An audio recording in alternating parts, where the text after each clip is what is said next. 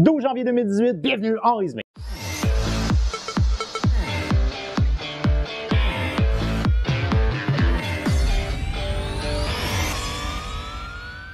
Bonjour à vous communauté, mon nom est Yves Lantier, bienvenue en résumé l'actualité avec une pointe d'humour et d'humanisme. Alors communauté, j'espère que vous avez passé un excellent temps des fêtes pour l'année 2017/2018. Alors moi j'ai eu la chance d'avoir entre autres beaucoup de membres de ma famille, aussi des amis proches. J'ai passé un petit peu plus de temps aussi de manière différente avec des collègues de travail. Fait que j'ai passé un beau temps des fêtes, alors j'espère que pour vous ça a été le cas également. Je suis vraiment désolé, mon retour a été un petit peu retardé. La raison pour laquelle il a été retardé, peut-être est-ce que vous l'avez déjà remarqué, mais j'ai changé un petit peu mon background. Alors en gros ce qui est arrivé c'est que je trouvais que mon background était un petit peu trop froid à cause de la blacklight que j'utilise, ça fait un effet un peu mauve sur le mur, puis je trouvais que ça donnait une allure un peu trop froide. Alors j'ai décidé de rajouter de la chaleur en mettant des lumières jaunes, puis entre autres j'ai rajouté un tableau affichage qui dit en résumé. Alors je trouvais que c'était cute et sympathique. Au moment où j'ai voulu faire des essais pour mon cadrage, ce que j'ai réalisé c'est que ma caméra n'ouvrait plus. Alors en gros tout ce que j'avais c'était un écran noir, et ça même si j'enlevais l'affaire de sécurité, là, inquiétez-vous pas. Et puis là, j'ai essayé différentes affaires, ma caméra fonctionnait toujours pas, j'ai commencé à magasiner une nouvelle caméra pour finalement me dire à genre 1h du matin, un soir où je travaillais le lendemain, je me suis dit, je devrais peut-être essayer d'ouvrir ma caméra, mais sans la carte mémoire dedans. Alors, j'ai retiré la carte SD de ma caméra et puis, tadam! Voilà, il y avait une image qui apparaissait sur ma caméra. Alors, j'ignorais le fait que si une carte mémoire ne fonctionnait plus, bref, toute la caméra fonctionnait plus.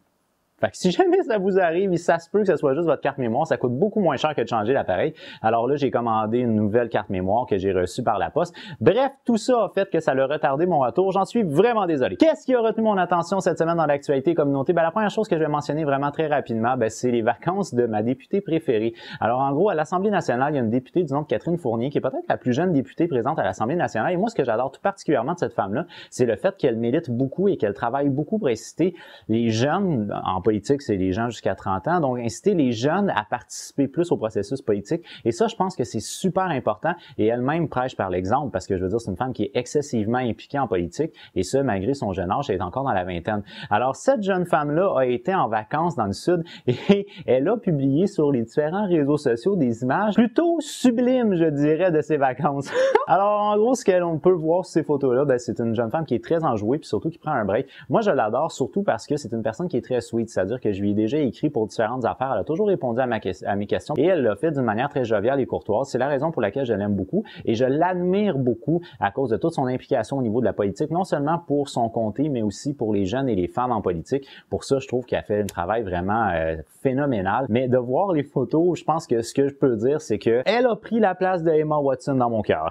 Alors, communauté, encore une fois, très rapidement, qu'est-ce qui a beaucoup retenu l'attention au niveau international? Je pense que l'histoire de Logan Paul a beaucoup retenu l'attention. J'ai pas l'intention d'en parler. Je comprends vraiment pas pourquoi est-ce que Logan Paul, qui est un YouTuber américain très populaire, il a décidé de mettre des images d'un cadavre dans une de ses vidéos. Et en plus de ça, il en riait. Je trouve que c'est complètement déplacé, mais vous avez sûrement déjà lu sur le sujet. Alors, c'est la raison pour laquelle j'ai décidé de vous parler d'une campagne de promotion de l'entreprise H&M. L'entreprise H&M avait fait une série de photos pour sa nouvelle gamme de vêtements pour enfants. Et dans cette gamme-là, il y a une photo en particulier qui a fait énormément jaser sur Internet, à un point tel que H&M a décidé de s'excuser et de retirer cette photo-là de son catalogue où on faisait la promotion d'un chandail en particulier. Alors, qu'est-ce qu'il y avait de particulier à cette photo-là? Eh bien, ce qu'on pouvait voir sur la photo, c'était un jeune garçon qui portait un chandail sur lequel il était inscrit « The coolest monkey in the jungle ». Donc, en gros, ça se traduirait par le singe le plus cool de la jungle. Et ça donne que le jeune garçon était noir. Alors, c'est la raison pour laquelle les internautes se sont enflammés concernant ça en disant que H&M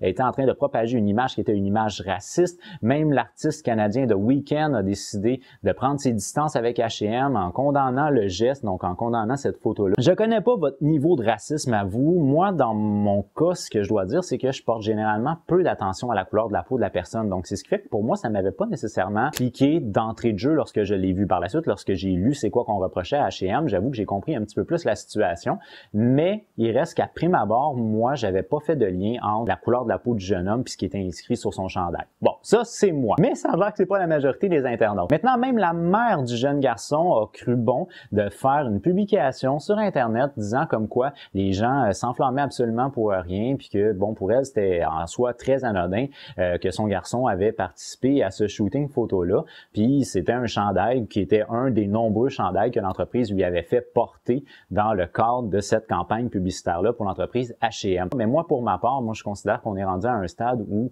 je veux dire, les parents étaient d'accord pour que le garçon le porte et le fasse. Alors, je pense qu'on doit tout simplement le respecter et je crois pas qu'il y a de lien particulier à faire, à part pour les gens qui sont à la base des gens racistes. Maintenant, au niveau du Québec, une chose qui a beaucoup retenu l'attention communauté, c'est l'histoire de Jenny Hewitt. Alors, cette femme-là, Jenny Hewitt, est une femme qui est considérée comme étant invalide au travail et ça depuis plusieurs années des suites à multitude de diagnostics considérant ses conditions à la fois physiques et psychologiques. Et puis là, ça l'a fait la une des journaux parce qu'on disait en gros qu'elle était trop active sur les réseaux sociaux pour avoir droit à la Régie des rentes du Québec. Donc, en gros, ça, c'est la pension pour les gens qui sont à la retraite. Alors ça l'a fait un très, très gros tabac et moi, je veux vous entendre sur le sujet parce que je crois que dans cette situation-là, on a fait du sensationnalisme au niveau des grands médias et je pense que ça a été un peu détourné de la grande situation qui était réellement celle de Jenny Hewitt. Alors, Jenny Hewitt, c'est entre autres une femme qui avait déjà fondé un mouvement pour la défense juridique des invalides du Québec. C'est une femme qui est très active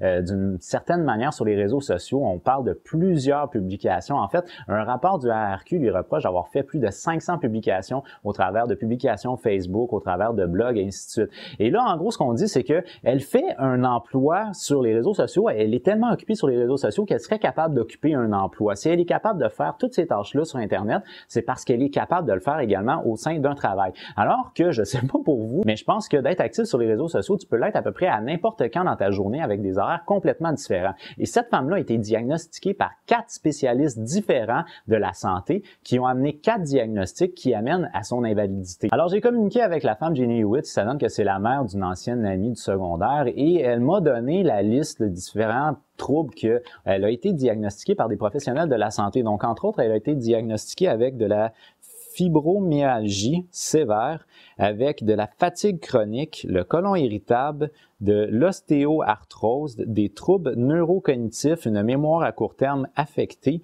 ainsi que des troubles de concentration. Alors, elle a multitude de choses qui font que cette personne-là a besoin continuellement de prendre du repos et de dormir un petit peu, chose qu'elle peut faire au travers des réseaux sociaux parce qu'elle peut faire une publication le matin, aller dormir en après-midi. Également, c'est une personne qui a de la difficulté au niveau de la digestion. Alors, c'est ce qui fait qu'elle va régulièrement aux toilettes, ce qui peut être très problématique pour un employeur. Elle a également des troubles au niveau de sa mémoire, au niveau de la concentration.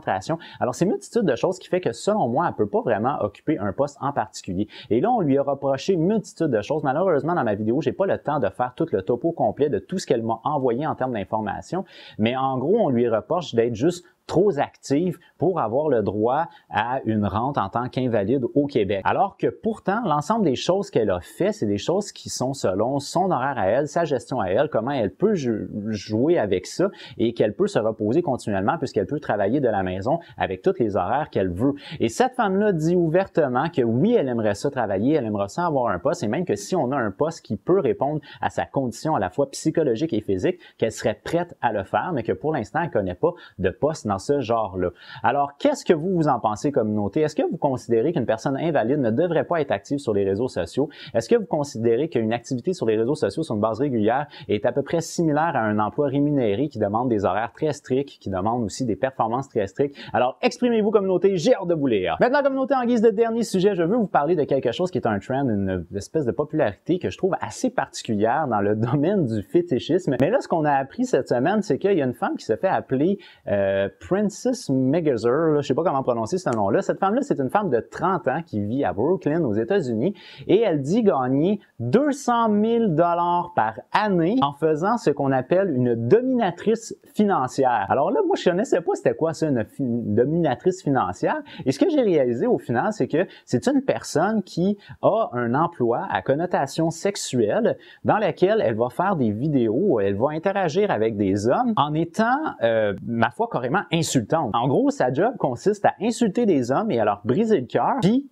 avoir de l'argent en échange de ça. Dans quoi est-ce qu'on s'en va, communauté? Il y a un homme qui lui a même acheté une BMW à 70 000 $. Oh my God! Comment est-ce que ça peut te faire bander de te faire vider ton compte en banque? Je la comprends pas celle-là. Sur la communauté, pour moi, c'est déjà tout. Alors, j'espère que vous avez apprécié ma vidéo. Si vous l'avez aimé, n'oubliez pas d'y donner un petit j'aime. Si vous l'avez vraiment aimé, bien entendu, vous pouvez la partager. Communauté, moi, je vous donne rendez-vous jeudi prochain, mais d'ici là, je vous dis, j'ai déjà hâte de vous voir. Alors, ouais! What's up? Bye bye! Are you listening?